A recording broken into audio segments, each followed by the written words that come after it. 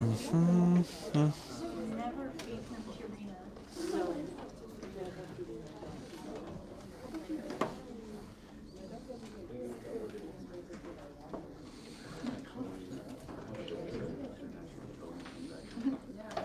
He won't eat the food that you like. What do you feed him then? Because you're feeding him junk.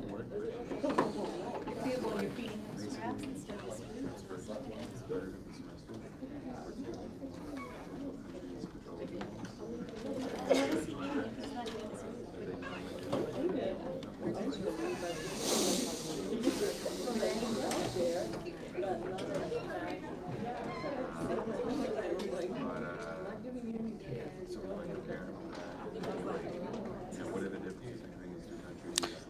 All right, welcome back. I appreciate those of you who actually came for the weekend class, who are like three? Three of you, and I'm grateful for those who came. Again, there was no class on Monday. Hope you had a good Rosh Hashanah. Next week, there's no class Monday or Wednesday. This will not happen again. But just the calendar glitched like this, so you have a week off from me, and hope you enjoy the respite, come back rejuvenated. Any questions, anything in your minds?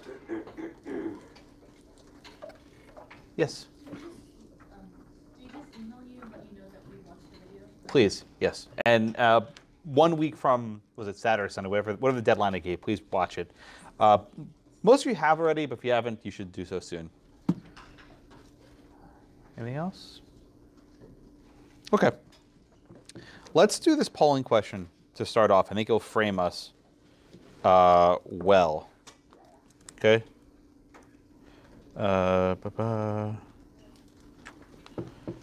Okay, so the question for you is this. Where the heck is this thing? Why is this not working? So here, start poll. Oh, this thing's not working for me now. Okay, try this again. Okay, so your question is this. Damages can fully compensate a plaintiff for a nuisance. Okay? That's your question. True or false? Damages can fully compensate a plaintiff for a nuisance. True or false? You got it?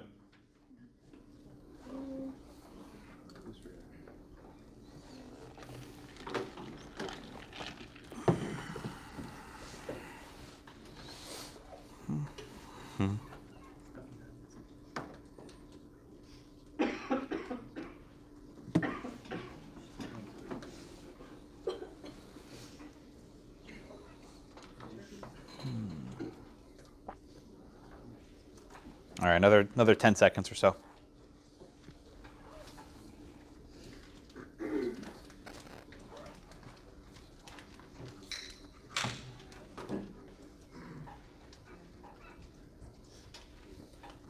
All right. Who is next? And I'm going to give my three friends a pass today who were here on the weekend. So it was Andrew, Dan, who else was here? Oh, and Anthony. So you guys are off limits today. So you were rewarded for your coming here on a Saturday. Josh, you next? Well, they came on a weekend. They came on a weekend. I called on them probably 20 times a piece, I think. They all got called on. I basically went around threes. It wasn't very... I had one class also with 4 people in it. It was a great class, but we all got called on all the time. So Josh, what's your thinking here?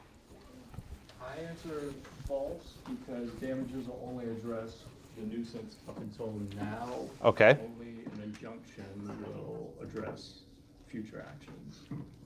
Okay, so you think damages can't fully compensate someone for a nuisance? I mean, it can if they've already stopped. No, the nuisance is ongoing. So you would need an injunction to stop them. Okay. Matt, what do you think? I said true because they allowed that in Boomer. Oh, what did Boomer say? They allowed damages to compensate the plaintiff for past and future nuisance. Past and future. Wait a minute, Josh just said that the only way to prevent or to compensate someone for a future nuisance ongoing is to stop it. How is Boomer correct then? I don't know. I don't agree with Boomer. I like the dissent in Boomer. You like the dissent in Boomer. All right, Austin, what do you think? I don't like how the question's worded. I know you don't. That's why I worded it that way. I like A and B. You like A and B. So what do you think, Josh or Matt? Which one are you closer to? Physically. Oh, I knew you were going to say that. I walked into that. Whose answer are you closer to? Smart Alec. I don't know, man. I guess Matt. Okay, why do you think you're closer to Matt's answer? Because that's what happened in the Boomer case. But why? Okay, that's my question. Why does Boomer think it's permissible to have damages to compensate you for an ongoing nuisance? Because sometimes that's the more equitable. Okay, good. Now we're on the right track. Why is it more equitable? Now you're on the right track. Because it would work a hardship on the defendant sometimes. Ah, okay. Very good. I think the three of you more or less got where you want to go. I think under Boomer the answer has to be true. I think the answer under Boomer has to be true. Although I'm with Matt, the dissent makes a fairly compelling case in Boomer, but at least under the Boomer majority, the answer here is true. And I want to take a step back and think about nuisances a little bit differently. Now, you did this in torts, right? You did the Del Webb case, the feedlot case? Yeah. Okay. Did you do the other case or just Del Webb? I think we did other cases. Did all of them? I didn't check them. I always want to not teach this, but for whatever reason, it's on the property curriculum, so I'll have to teach it again. I'm sorry, but you'll learn a little bit differently, I think. So let's take a step back and think about this very carefully, right? Ryan, why are damages ever an appropriate remedy for a nuisance, right? Let's just talk about the easier one, right? If there's been a nuisance in the past, why are damages an appropriate remedy there? Well, the whole idea behind nuisance is that other person is interfering with your right to enjoy your land.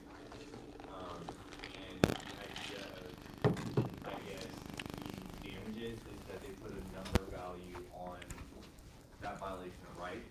Yeah, okay, good. Now, how's that number arrived at, right? How do you calculate the damages that result from a nuisance? Generally speaking, I don't need a dollar amount, but how do you go about calculating the damages from a nuisance? To me, it just seems really subjective. Okay. And it's kind of more or less kind of a punitive thing Punitive, so what are you punishing them for?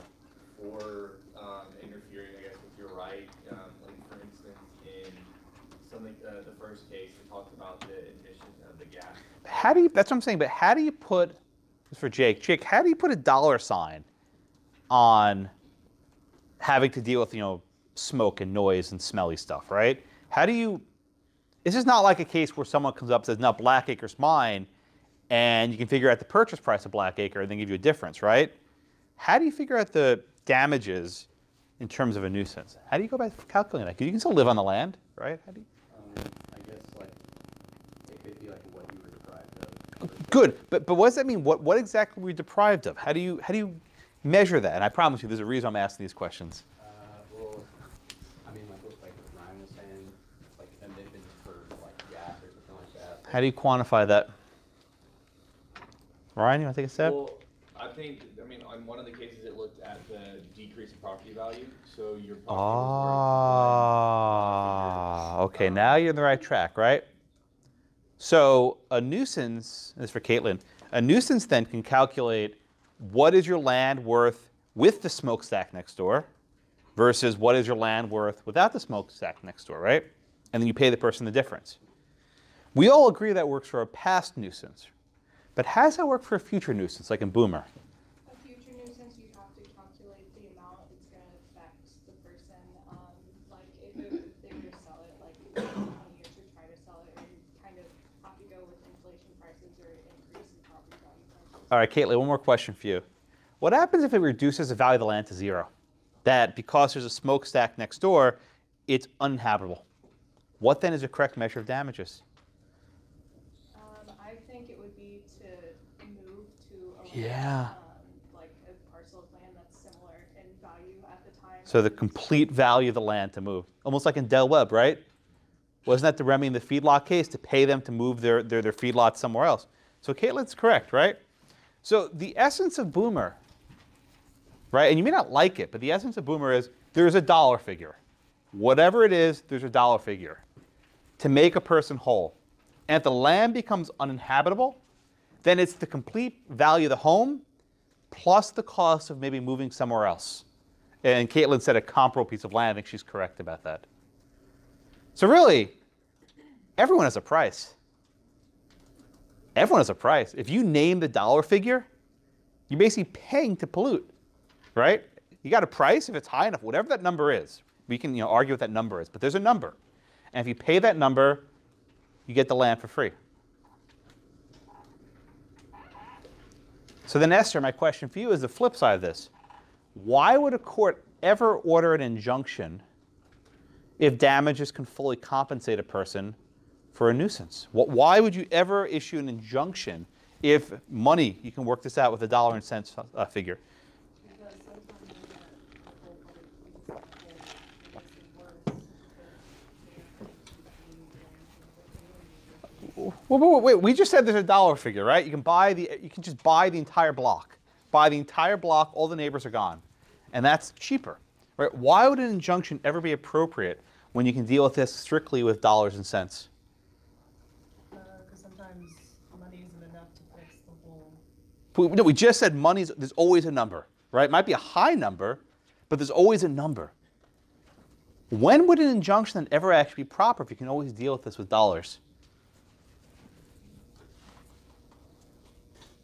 Is that in your book?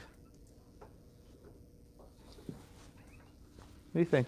Why would an injunction ever be appropriate if you can always deal with the dollars? Why would you ever need an injunction?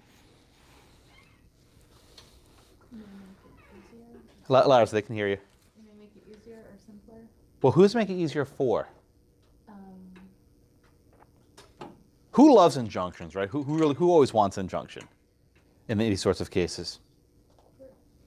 No, not the court. But who usually wants the injunction? Plaintiff. Exactly, the plaintiff, right? Who doesn't want an injunction? The person who's causing the nuisance. Yeah, the defendant, exactly right. So given a choice, if you tell the defendant, you can either get an injunction against you or pay damages, what would the defendant prefer? Maybe an injunction. You think the defendant prefers an injunction? As opposed to money. What about in the case of Boomer? Right. Would they want to shut down their business? Right. So what would the business prefer, the defendant? Pay the damages. She's correct. Generally speaking, right, the defendants go on to have damages and the plaintiffs go on the injunction. The plaintiff says, don't build this, don't run this factory next door. And the defendant says, if you make me shut down my business, people get fired, they're going to lose their jobs, the community will go under, let me keep my business in place, and I'll just buy everyone out. And I think there was a note there, somewhere in Ohio, there was a situation where basically this one company basically bought out the entire neighborhood, right? They paid everyone to move, which is sort of like Del Webb, just pay them to move somewhere else, and then we can emit whatever else we want to emit into the air and the water. But this raises a question, right? If there's always a number, there's some dollar figure, whatever it is, right? We don't know what that is, but there's a dollar figure. Why do people need to go to courts? What? Why can't the plaintiff and the defendant simply reach that dollar figure through settlement, through negotiation? Why they need to go to court and roll the dice and have some judge issue this broad injunction that no one actually wants? Right? All of you are lawyers. All you ever think about is go to court, go to court, go to court. But the vast majority of business disputes are not resolved in courts. They're not. They might be resolved with attorneys engaging in private negotiation, but very few, not very few, but the majority of business disputes are handled outside of court. Why? Courts are expensive. They're time consuming. They involve lots of fees and delays, right? If you can avoid this and resolve this thing outside of court, then you're in business. So I want to talk about a case, which is a real case. It involves two hotels in Miami Beach, the Fontainebleau and the Eden Rock. Has anyone ever heard of these hotels? Yeah. Everyone ever been to them? No, I can't afford there either, right? These are very, very, very expensive hotels in Miami Beach, right in A1A, right by the beach. And they had a dispute. So what's the nature of this dispute? Okay. So you have these two hotels that were right next door to each other. You have the Fontainebleau, which you can tell is very tall, and the Eden Rock, which is not quite as tall. Now, why do people go to a beach resort? They want sun, they want to sit, they want to tan, and do all these things you do by the beach. But there's a problem. The Fontainebleau wanted to add additional floors to the building. If they have more floors, they have more rooms. And if they have more rooms, they'll make more money, have a higher occupancy. The problem was, if they added more floors to the hotel, what happens? It blocks sunlight. It casts a shade on the hotel next door, the Eden Rock, right? It casts a shade on the hotel next door. Now, could the Eden Rock have run to court and said, Your Honor, enter an injunction to bar them from blocking my sunlight, which is a nuisance, and if you block their sunlight, we'll be good. Could they have done that? Probably, yeah. And in fact, they did, right? The Eden Rock could run to court and say, Your Honor, enter an injunction, prevent them from building these floors, and save my sunlight. Now, is that the smartest thing to do? Do you want to run to court and always get an injunction? And this answer is counterintuitive. But the answer is that's not always your best option.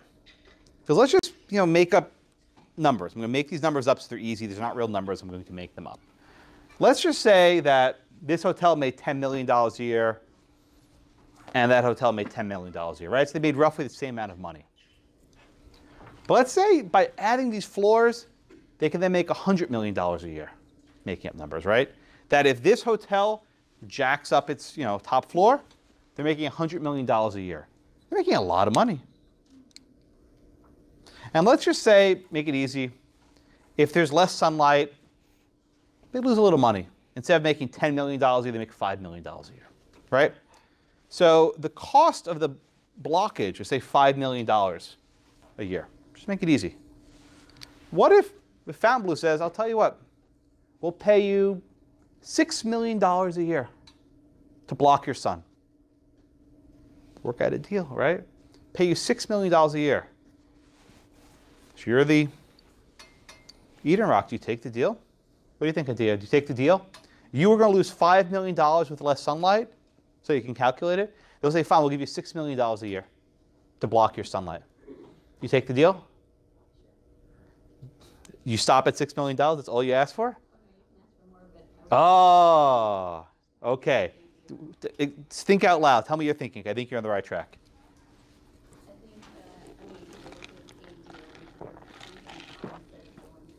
So you say in theory there's some dollar, whatever that number is, or some dollar figure that will make you better off than an injunction.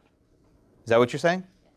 Okay, everyone see, but just the reason why is if you go to the injunction, you make no more positive money, you just don't lose $5 million, right? You reduce a $5 million loss. But Hadia says there's some dollar figure, whatever it is. So I said $6 million. Maybe that's it. Now, the guy next door is making $100 million a year, right? So how high do you go? How much are you asking for? How do you go? By the way, I'm a terrible negotiator. I just take whatever price people give me. But in theory, how high would you, how much could you extract from them if you're negotiating with them to try and make this a worthwhile deal for you? Yeah, maybe 50 million, right?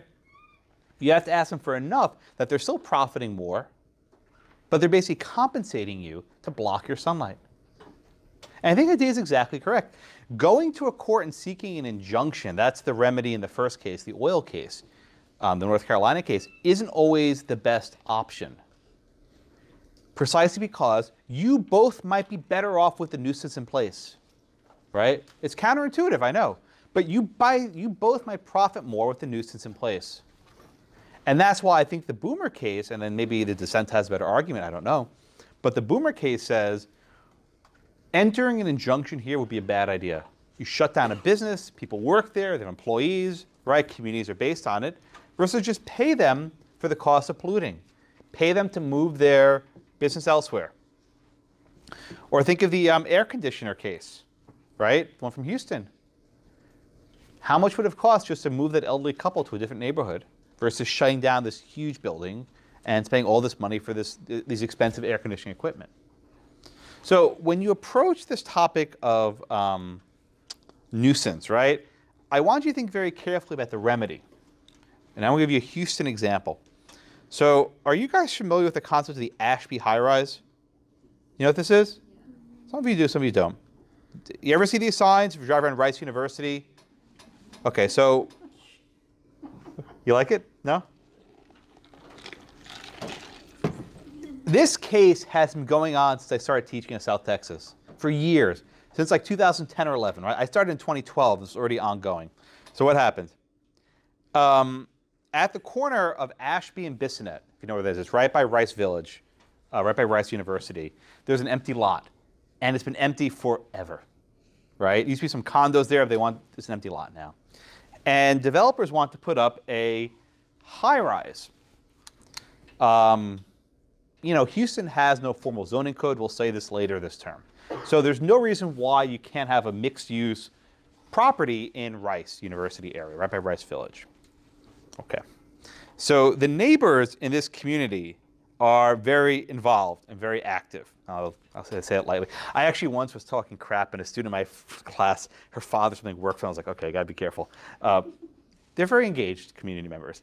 And they've pulled out every stop in the book to try to stop this tower.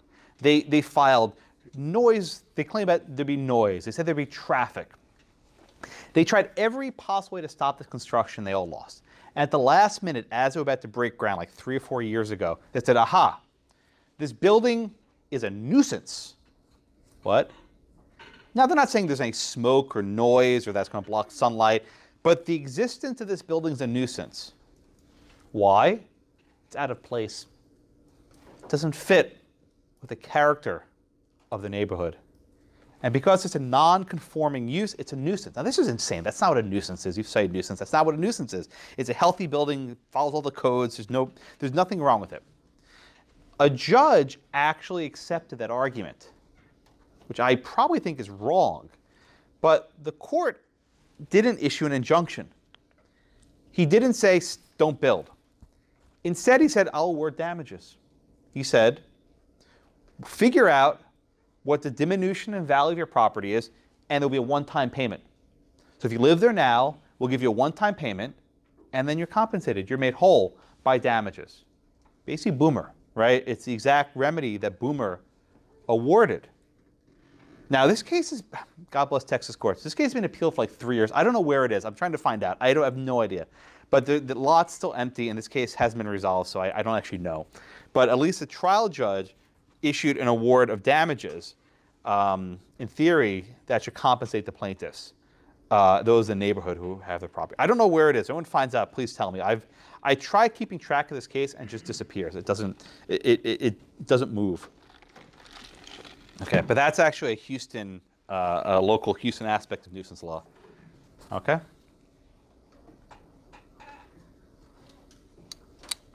All right, so any questions on that? All right, so the entire purpose of this nice 20-minute interlude is to think about the proper remedy for nuisances. Damages or an injunction. Are damages ever appropriate? Are injunctions ever appropriate? You know, not clear answers. And I think the 3 cases we have today, Morgan, Estancias, and Boomer, illustrate this issue quite well. Anything else? Okay, let's do the first case. Roxy, you want to give me the facts, please, in Morgan versus High Penn Oil? It is a action for damages for private nuisance. Okay. And to abate that. Good. And by abate, the word abate means enjoin. It's like stop. That's just abate what abate means. It's a weird lawyer word, but abate means to stop. Okay. Go ahead, Roxy. So the plaintiffs have a piece of land that has like a house and a restaurant and some like trailers. Yeah. They're mobile homes, as we call them. Okay. So High Penn Company has an oil refinery Hmm? next to it, about 1,000 feet from the home of the plaintiffs. And so the plaintiffs stay 2 to 3 days a week. There's these gases and odors coming from the refinery that is basically making everybody on their property sick. Good. The jury finds that the refinery is a nuisance.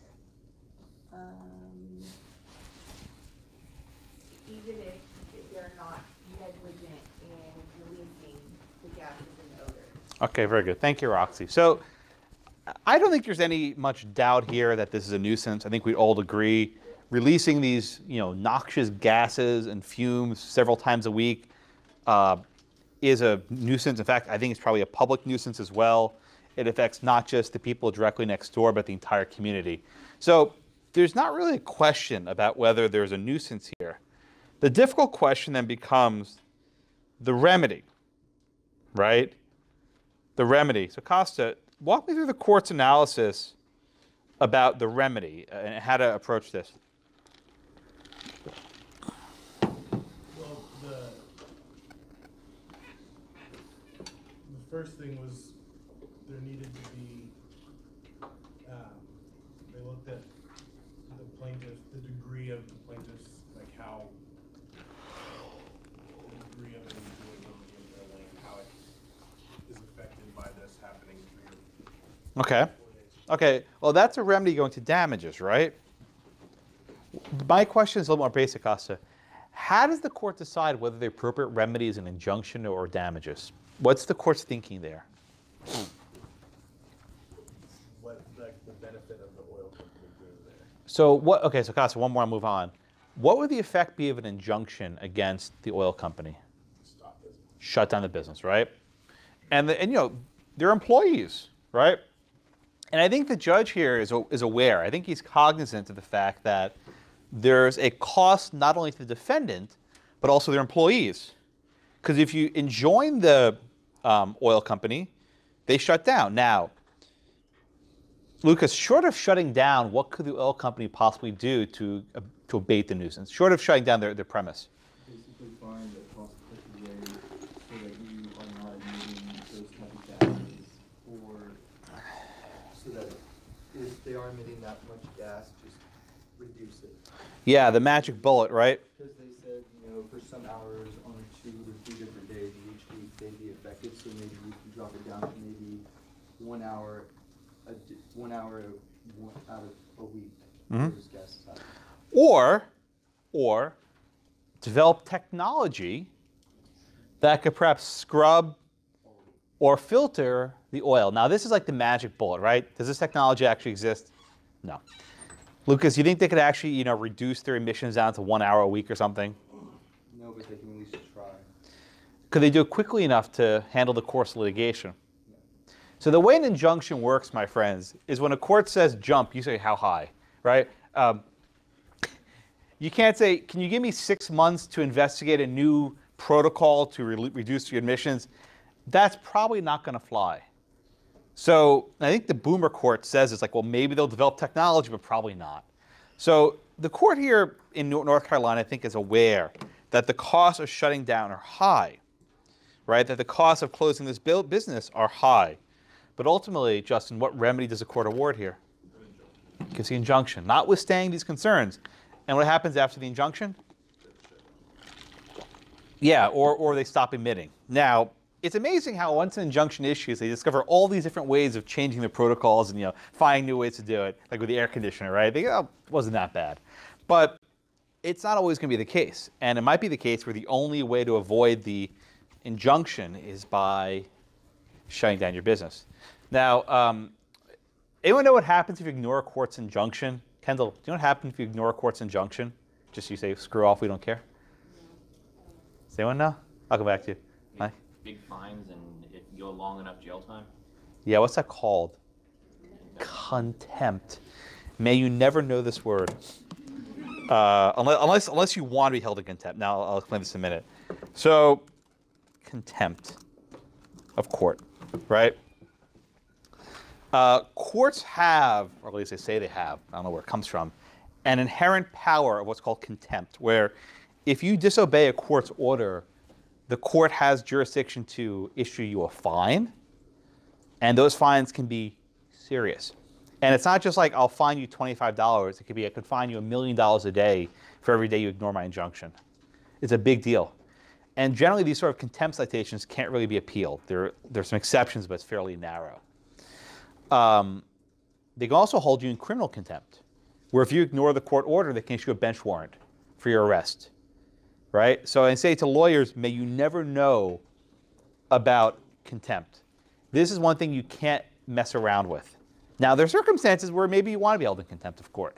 I've been tempted once or twice, where if the judge is engaging in a behavior that's completely unfair to your client, and you want to make a point maybe to a jury otherwise, hey, roll the dice, spend the night in jail, might be worth it. I'm not saying to do it, but there might be some circumstances where you want to make a point, and spending a night in prison might be worth it. But again, I say that very sparingly.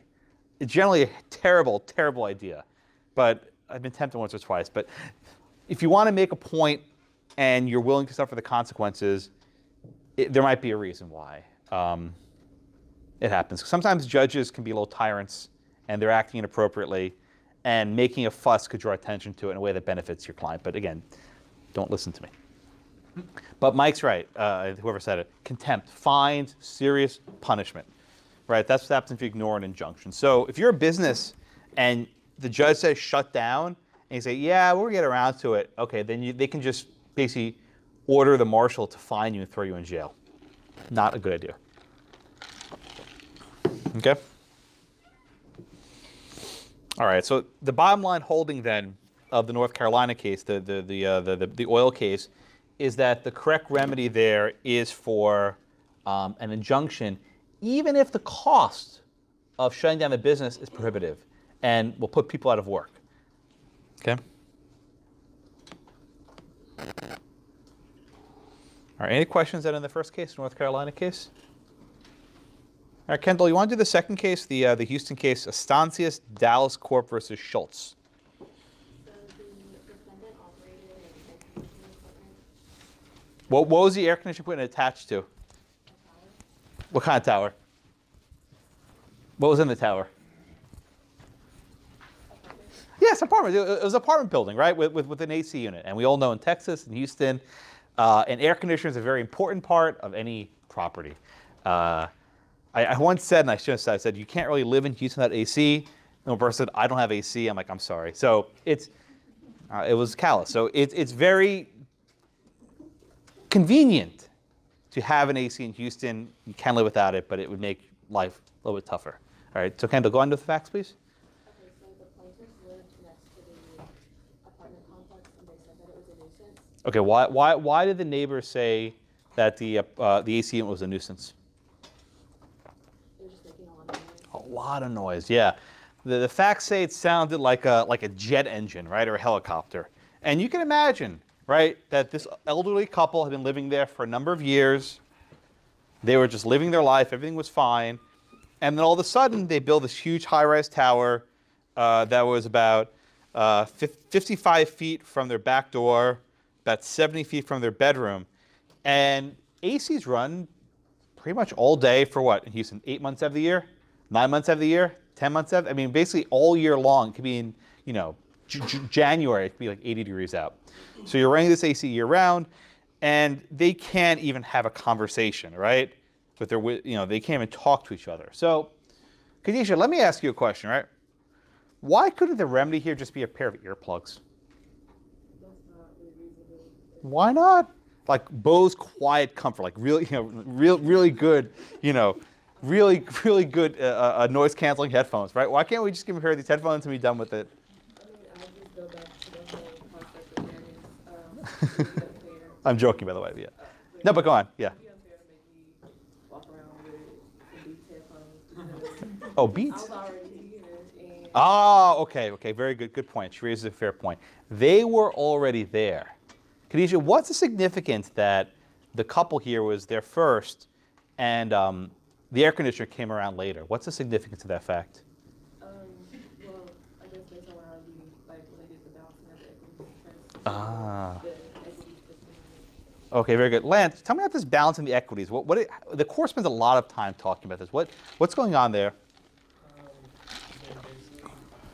They basically consider the injury that will result to the defendant and the public, weighing it against the injuries that have been injuring the plaintiffs and will continue to injure. Now, Lance, does the court seem at all concerned with the fact that you have all these people living in an apartment who will suddenly be thrust into the sauna of Houston summer without an air conditioner? Do they seem concerned with them? Not really. Not at all. They're talking about like the general public. Yeah. Yeah, I want to pause on this for a moment, right? Imagine this, right? You move into a building, you're in an apartment, right? You probably can't afford a house, you're buying an apartment. You presume that in the middle of the summer, there will be an air conditioner unit. When you signed your lease, right? They said, here are the amenities. You have AC, central air conditioning, right? You paid for that down payment, you pay for security deposit, whatever it is, on the presumption that there's a lease. And then what does the judge say here? It's like, well, there are plenty of apartments in Houston, let them move. Now,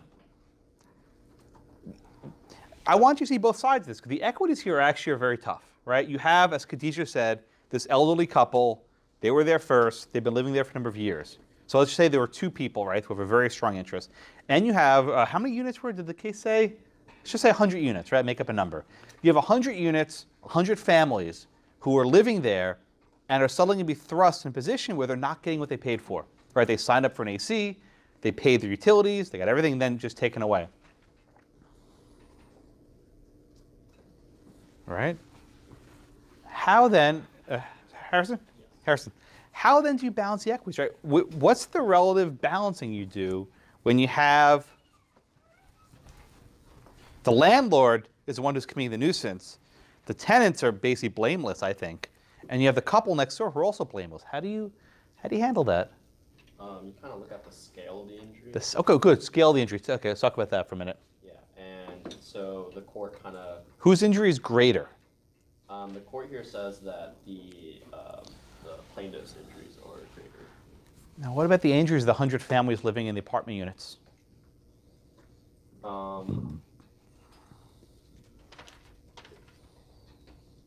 the court really talk much about the 100 family? I'm making up a number, but whatever the number of families are living in the unit. Not really. They kind of just talk about the landlord or the yeah. corporation that built it. Yeah, so I mean, the court focuses on the denominator, right? When I say denominator, who is the general public? And they focus primarily on the community of Houston. It's like, look, there are plenty of apartments.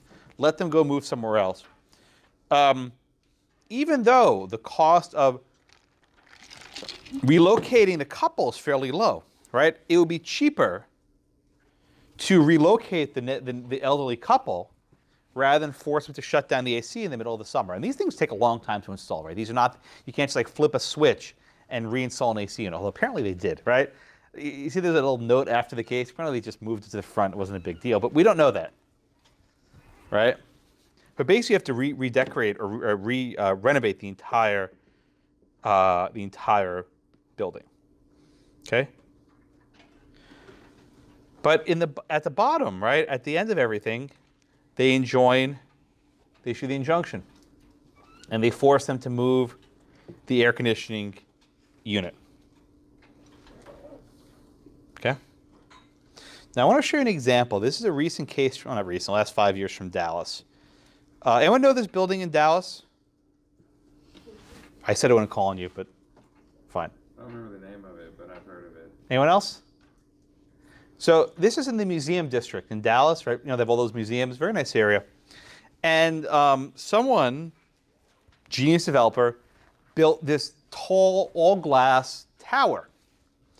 What they didn't anticipate, though, is that the light hits it at such a ray that at such an angle it makes like a death ray. And I didn't make up that name. And here's a picture of it, right? Across the street is one of the museums in Dallas, and they have a garden on the roof, like a rooftop garden. And when the sun hits the building at just right, angle, it reflects a beam of light across the street, and it fries the garden. And it basically destroys the grass and all the shrubbery and stuff inside the garden. So This is a very hard nuisance case, right? Because, I don't know, Celeste, what would the remedy be for this death ray building, right? I mean, how could you, and again, it was brand new. They just spent millions of dollars building this tower, right? What are the possible remedies in this case?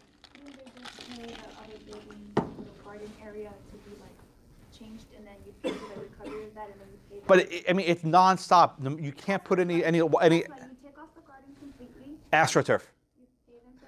You pay them for that, and then you compensate them for See, I like how she thinks, right? AstroTurf, just get rid of the garden, right? Because it's an ongoing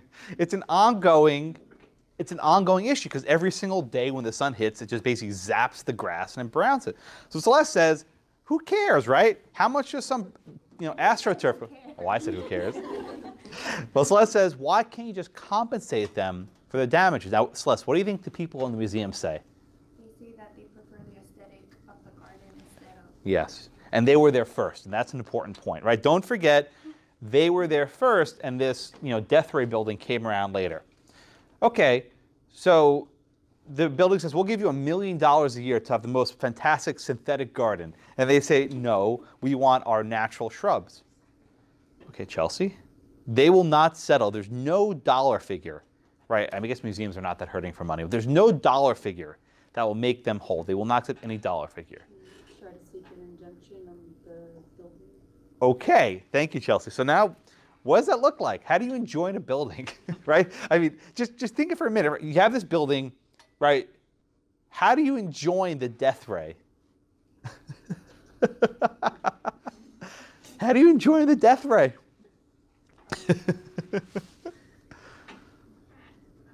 Change the reflective surface. Oh, okay, very good. So Chelsea has, I think, a very good idea, right? You change the surface of the building. So I guess it's not so death ray-ish.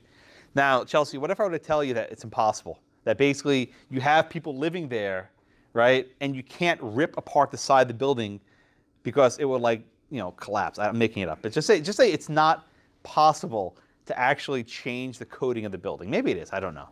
But let's just say it's not, for argument's sake. Yeah, so funny story.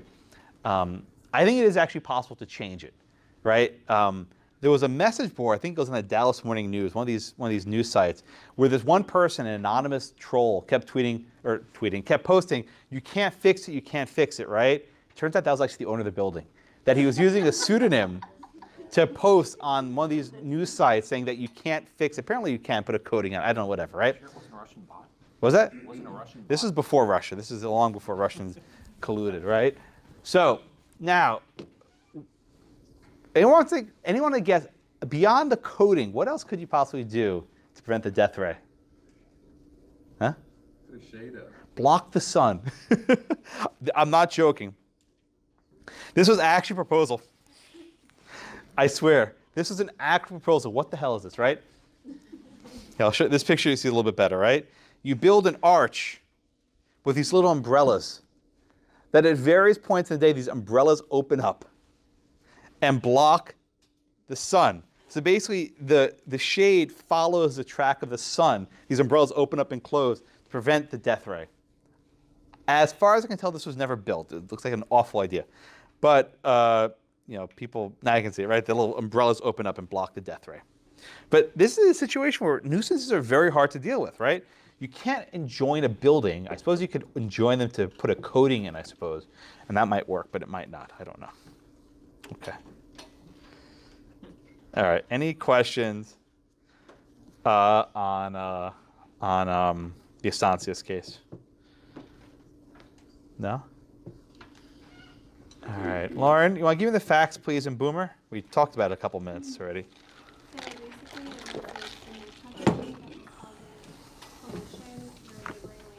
Uh-huh. Good.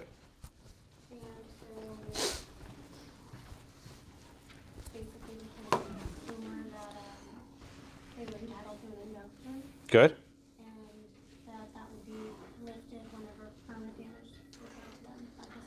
Okay, so Lauren, let's take a step back, right? The court here seems to be doing a lot of thinking out loud, doesn't it? It's a little bit of a weird opinion where the judge is actually explaining his thinking of why he's doing it the way he is. So, Lauren, just to start, why does the court seem hesitant about issuing an injunction in this case?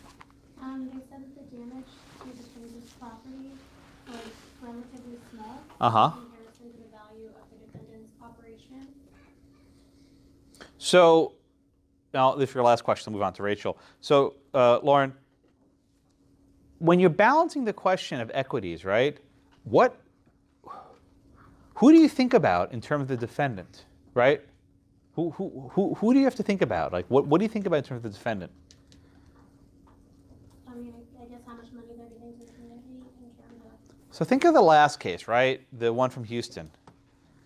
Did the court think much about how much the business would lose? No, because they were assuming that the public interest would be that they could. Yeah. And think of the first case, the North Carolina case. Did the court base its ruling on how much money the oil company would lose? No.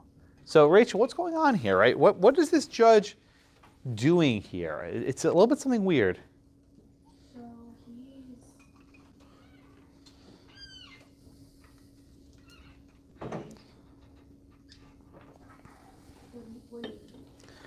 Why is the judge doing something different here, right? He's not doing what the judge in North Carolina did. He's not doing what the judge in Texas did. Why is the judge in New York doing something a little bit different? Like, he's considering the cost that the business will incur to have an injunction put in. So he's trying to use it as kind of, to me it seemed like he was trying to use it as like policy, that it's like, Yeah. you put so much cost onto these companies because they're like making a nuisance for the surrounding communities, and they will think more about what they're doing and like work to mitigate it. Yeah, very good. The judge has this long discussion saying it's not the job of courts to make policy, but I'm going to do it anyway, right? He's like, well, courts resolve this. I mean, oh God.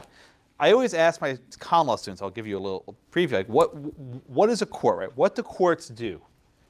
And at the most basic level, a court resolves a dispute between A and B, between Smith and Jones, right? Courts resolve disputes between parties. But courts also do more than that. They set precedent. And what's a precedent? It's a rule that other parties will follow because they think it's persuasive. Might be binding, given on the jurisdiction, right? So courts resolve a dispute between A and B. But courts also establish precedent. And it's the precedent that sets policy, right? Think of the first case, the North Carolina case. The court resolved the dispute between the oil company and the neighbors, but they also set a policy, a precedent, that if any other oil companies in the area are emitting smoke and gas a couple days a week, they'll say, well, we're going to lose, so we should stop emitting smoke, right? No one has to sue them, but they follow the judgment as a precedent. And think of the second case, right? If I'm building a high-rise tower in Houston and I want to install an air conditioning unit, I'm going to be damn sure I don't put the unit right by someone's house. I'll maybe put it on the roof or something. Right? Again, no one has to sue me.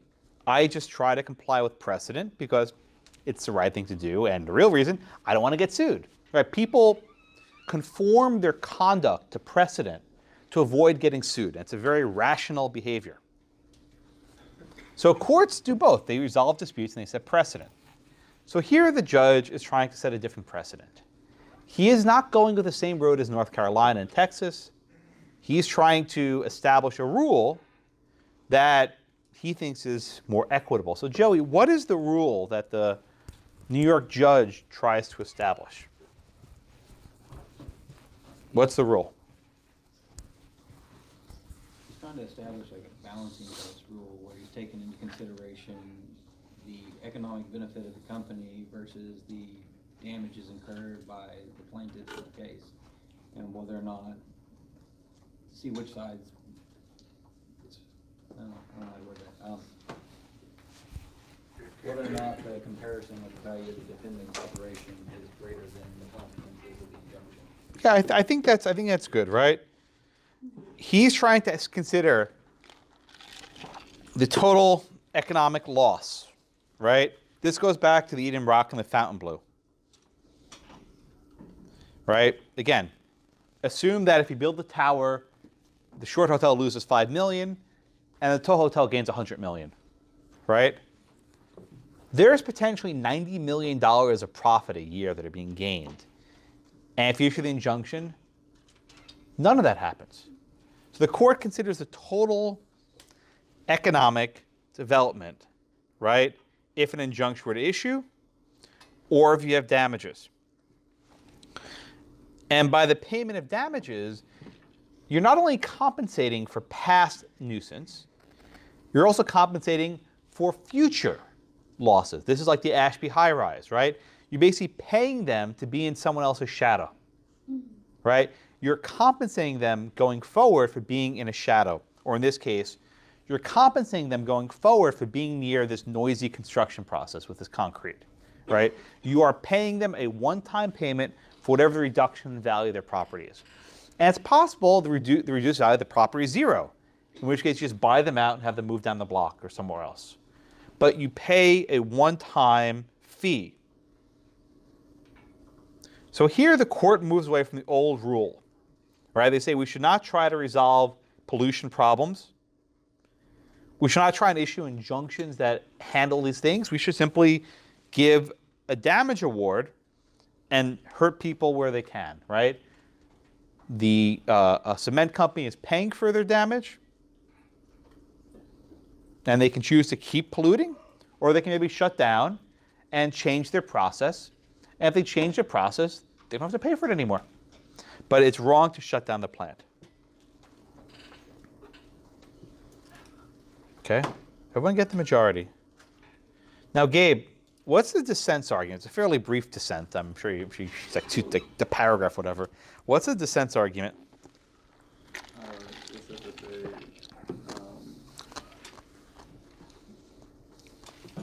they don't subscribe to the newly enunciated doctrine of assessment for the permanent damages. Say that again, please. They say that they don't subscribe to the newly doctrine of assessment of permanent damages. Yeah. Gabe, what does the dissent say that the majority is basically doing? Where the substantial property rights have been inherited by the creation of the nuisance. Does the dissent approve of that? No. They see great dangers in overruling. Good, good. What's the great danger? Just finish it up. Overruling our long-established rules granting an injunction where the nuisance results in. Right, and why is that dangerous? Just finish that point. That's the key point. What is the danger here? Licensing a continuing wrong. Bingo. Licensing a continuing wrong. Oh, God. Licensing a continuing wrong. Lauren, why is the majority's opinion licensing a continuing wrong? What does that mean? Because they just pay the permanent damages and Exactly. You're paying to pollute, right? You are paying to pollute. You're paying to emit noise and smoke and whatever other garbage into the air, right? So the majority says, let's look at the total loss, and if their pollution is valuable, we'll let them pollute. And the dissent says, that is dangerous. That is dangerous. And we should not allow people to evade the law like that by just paying for it.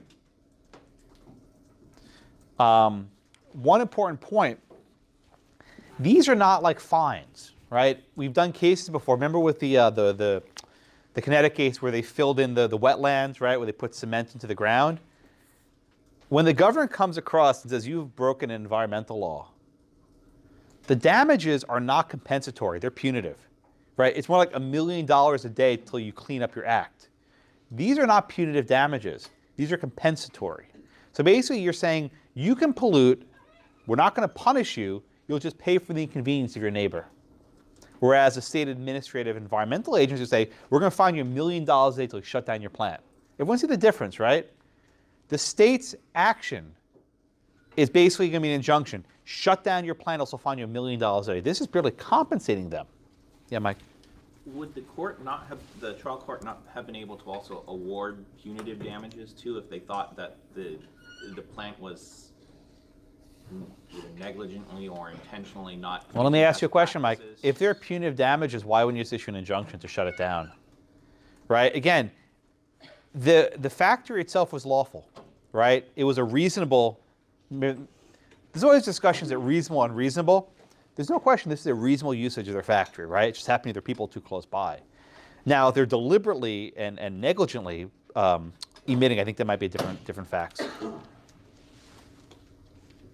All right, everyone with me. So everyone get the holding of Boomer. Boomer is an important case. It was actually cited in Del Webb, if you notice, right?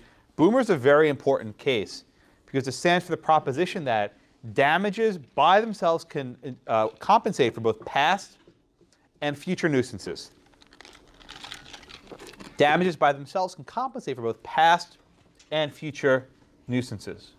You do not need an injunction if the total economic loss is worthwhile, right? You can compensate it by merely putting monetary damages. It's an important case. And again, I think Matt said an hour ago he didn't like it. It's a controversial decision, right? Not everyone likes Boomer. I don't have a strong opinion one way or the other on this, but you can see why the dissent saying you're just basically licensing people to pollute without any sort of punishment. And by the way, let me make this point. I'm up to Daniel skipped. Right, Michelle. Let me ask you this point. So let's say I'll make up facts, right? Let's say that one neighbor brings a lawsuit against Boomer, and they get an award of damages, right? And then a second neighbor brings a lawsuit against Boomer, they get an award of damages, and a third neighbor, and a fourth neighbor, and a fifth neighbor. At some does the analysis change, right? If one neighbor after another keeps bringing different lawsuits. Because they're litigating the exact same issue over and over again in separate lawsuits. Yeah, I think so, because then you have what was the other argument? Like the injunction, eventually when you keep having all those defendants like damages together, it's gonna, Yeah. So, Zach. Let me ask the question like this, right? Boom. 10 neighbors in the block,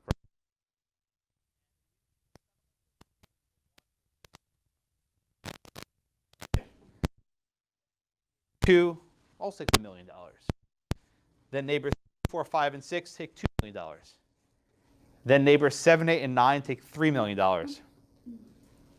You're neighbor 10. You're not happy. You're the last guy on the block who didn't reach a deal. You ever see Aaron Brockovich? You ever see the movie where they try and settle with each of the neighbors separately? Similar deal, right? You're neighbor number 10.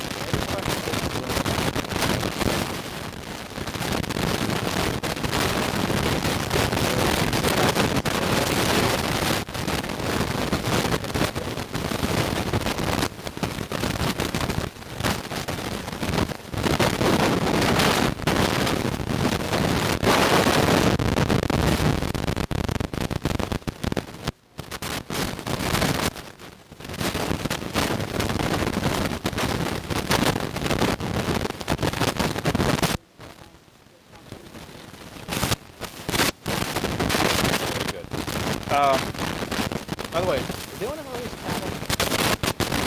Is that a lot of cattle? I don't know. Is that a big number?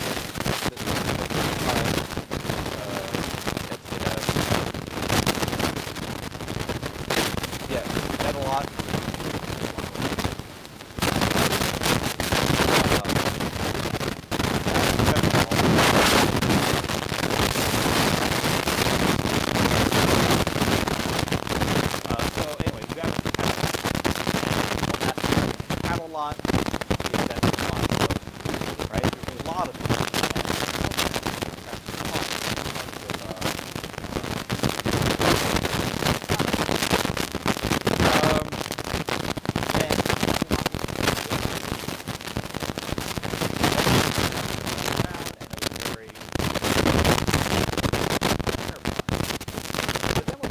What happened after the catalog was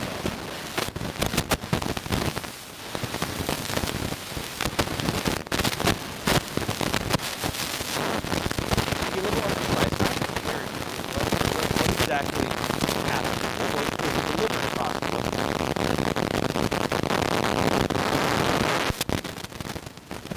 How did it grow? Who targeted that growing?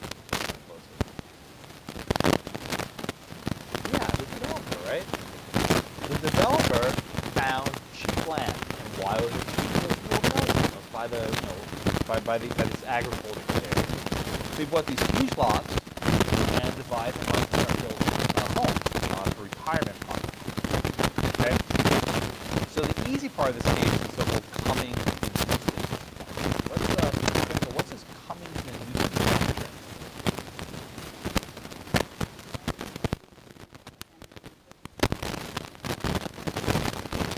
Very good.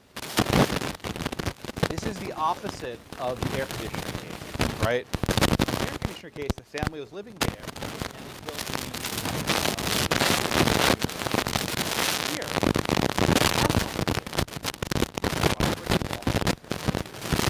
And slowly, developers started putting properties near them. Now, also similar to the air conditioning case, in that the people who bought the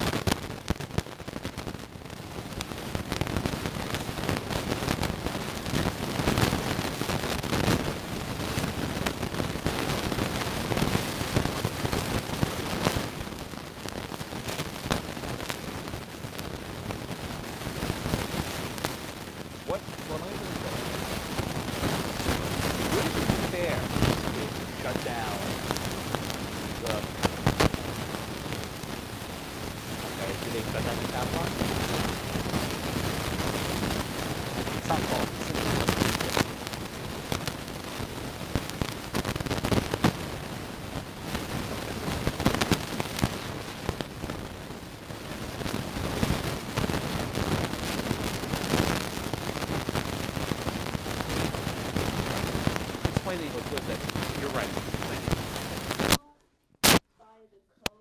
Huh?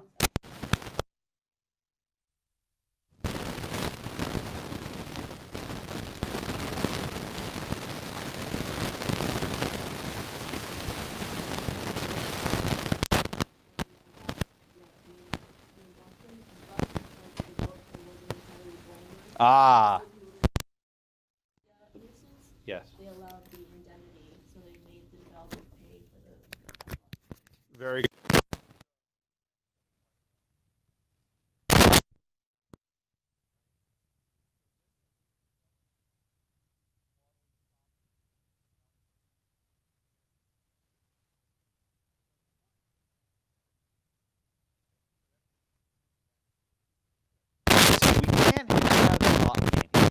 Public nuisance. You can't have all these feedlots and all the poop and everything near this property where people live. But it would be inequitable to force the business just to shut down and get nothing for it. So instead, they issued an award of damages. They said the developer has to indemnify, use this word. What does indemnify mean? Pay, right? The developer has to pay the feedlot for what the cost is of relocating your business somewhere else, not near people. Now, Andrew, how expensive is it to move a feedlot? I have no idea. Is this a lot of money?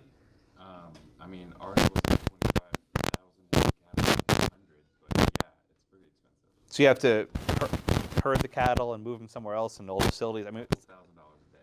Okay, a lot of money, right? For a small herd. Okay, yeah. So I take it as this is a lot of money to move your business.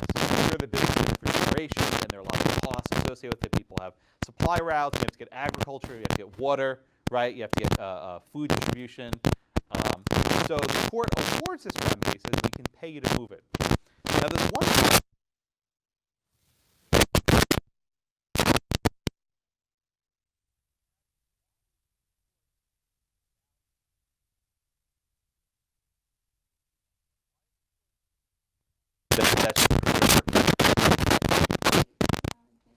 Exactly right. What's the economic benefit here? Yeah. Exactly. And the court says in its opinion that in our state we value agriculture, right? We value economic activity, but we also value development of property. So they strike this balance in the middle. I think is actually a solution.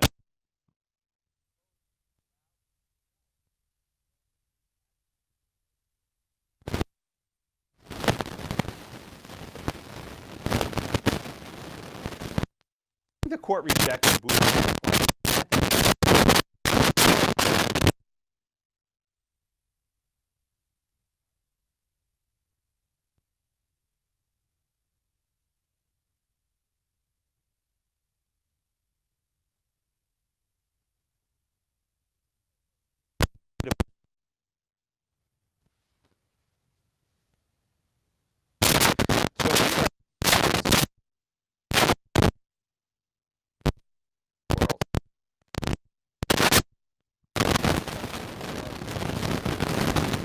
So what happened, right?